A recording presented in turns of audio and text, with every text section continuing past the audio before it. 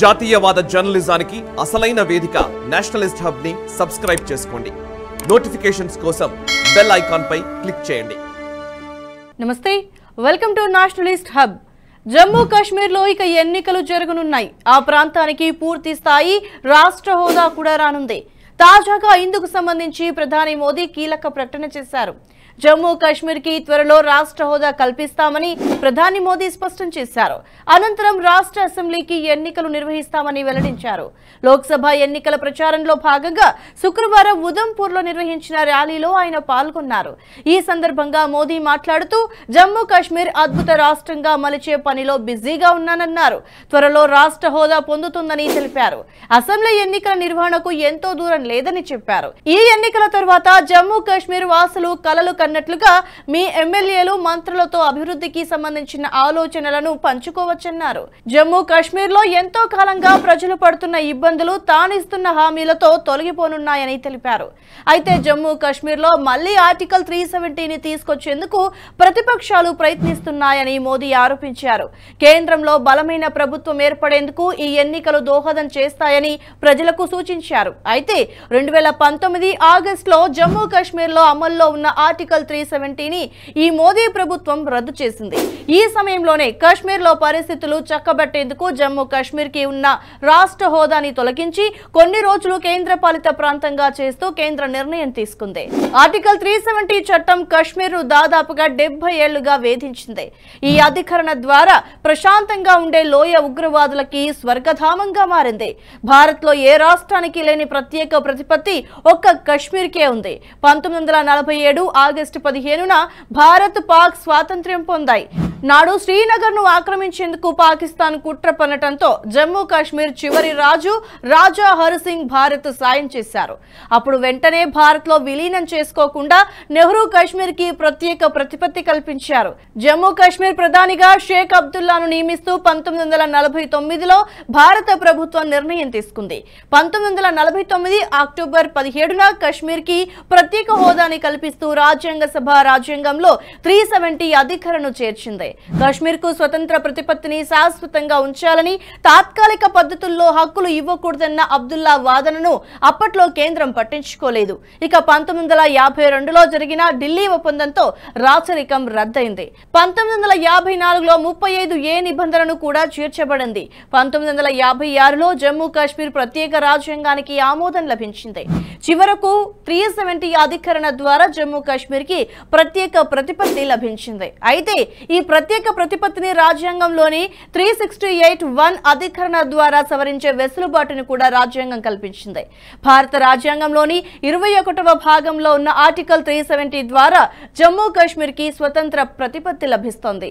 ఆ రాష్ట్రానికి కొన్ని ప్రత్యేక అధికారాలు, రాజ్యాంగం, జెండా అమల్లో ఉన్నాయి. ఇవన్నీ తాత్కాలిక ప్రాతిపదికన లభిస్తాయన్న నిబంధన కూడా ఉంది.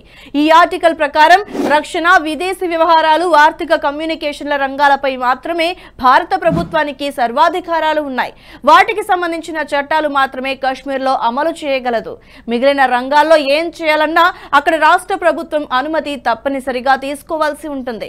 దీని ద్వారా జమ్మూ కాశ్మీర్ లో ఉగ్రవాదం ప్రబలింది.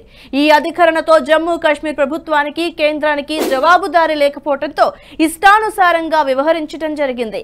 ఏకంగా ఉగ్రవాదులకే ప్రభుత్వం సహకరించిన దాఖలాలు ఉన్నాయి. వేర్పాటువాద నాయకులతో ప్రభుత్వాలు రాజకీయ పొత్తులు పెట్టుకోవడం జరిగింది. దీంతో జమ్మూ కాశ్మీర్ భద్రతకే ఇది ప్రమాదంగా మారింది. ఆర్టికల్ 370ని తొలగిస్తే తప్ప కాశ్మీర్ లో ప్రశాంత వాతావరణం ఏర్పడదు. దీంతో ఈ అధికరణను తొలగిస్తామని బీజేపీ ఎప్పటి నుంచో పోరాటాలు చేస్తూ వచ్చింది. ఏళ్లుగా మేనిఫెస్టోలో ఎన్నికల హామీగా ఇస్తూ వచ్చింది. మోదీ రెండోసారి అధికారంలోకి వచ్చాక ఈ అధికరణను రద్దు చేశారు. ఈ ఆర్టికల్ రద్దు కోసం కేంద్రం సంక్లిష్టమైన ప్రక్రియను అనుసరించింది. 2019 ఆగస్టు 5న రాష్ట్రపతి రాజ్యాంగ సవరణ చేస్తూ ఉత్తర్వులు జారీ చేశారు. రాష్ట్ర శాసనసభనే రాష్ట్ర రాజ్యాంగ సభగా సూచిస్తూ ఈ ఉత్తర్వుల్లో పేర్కొన్నారు. ఇంకా రాష్ట్ర ప్రభుత్వం రాష్ట్ర గవర్నర్ తో సమానమని కూడా పేర్కొంది. ఇది ముఖ్యమైనది. ఎందుకంటే ఈ సవరణ ఆమోదం పొందినప్పుడు జమ్మూ కాశ్మీర్ రాష్ట్రపతి పాలనలో ఉంది కాబట్టి జమ్మూ కాశ్మీర్ లో ఆర్టికల్ 370 రద్దుకు అప్పటి ప్రభుత్వమైన రాష్ట్రపతి ఆమోదం దక్కినట్లే. 2018 జూన్లో పీపుల్స్ డెమోక్రటిక్ పార్టీకి బీజేపీ బీజేపీ మద్దతు ఉపసంహరించుకుంది. అనంతరం రాష్ట్రంలో 6 నెలల పాటు గవర్నర్ పాలన, ఆ తర్వాత రాష్ట్రపతి పాలన విధించారు. సాధారణ పరిస్థితుల్లో ఈ సవరణ చేయడానికి రాష్ట్రపతికి రాష్ట్ర శాసనసభ సమ్మతి అవసరమైతే రాష్ట్రపతి పాలన కారణంగా శాసనసభ సమ్మతి సాధ్యపడలేదు.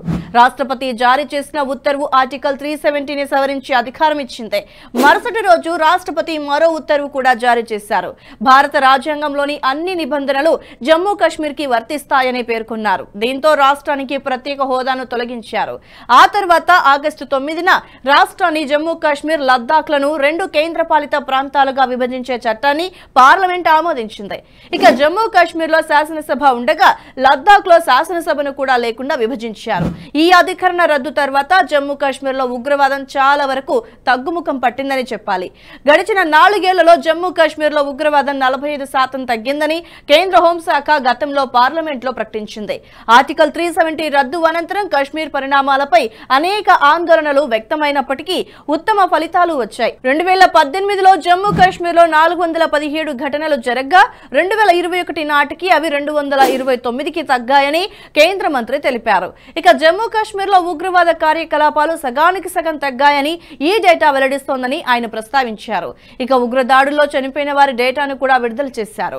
2019 ఆగస్టు 5 నుంచి 2021 మధ్య జరిగిన దాడుల్లో 87 మంది పౌరులు, 99 మంది భద్రతా సిబ్బంది మరణించారట. అయితే 2014 నుంచి 2019 మధ్య జరిగిన దాడుల్లో 177 మంది పౌరులు, 406 మంది భద్రతా సిబ్బంది చనిపోయినట్లుగా కేంద్ర మంత్రి పేర్కొన్నారు. అంతేకాదు కాశ్మీర్ లో అధికరణ రద్దయ్యాక పెట్టుబడుల ప్రవాహము మొదలైంది.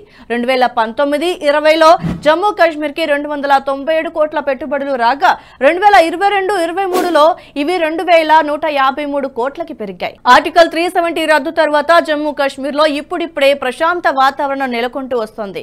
ఈ క్రమంలో జమ్మూ కాశ్మీర్ లో నియోజకవర్గాల పునర్విభజన చేస్తే ఎన్నికలు జరుపుకోవచ్చు.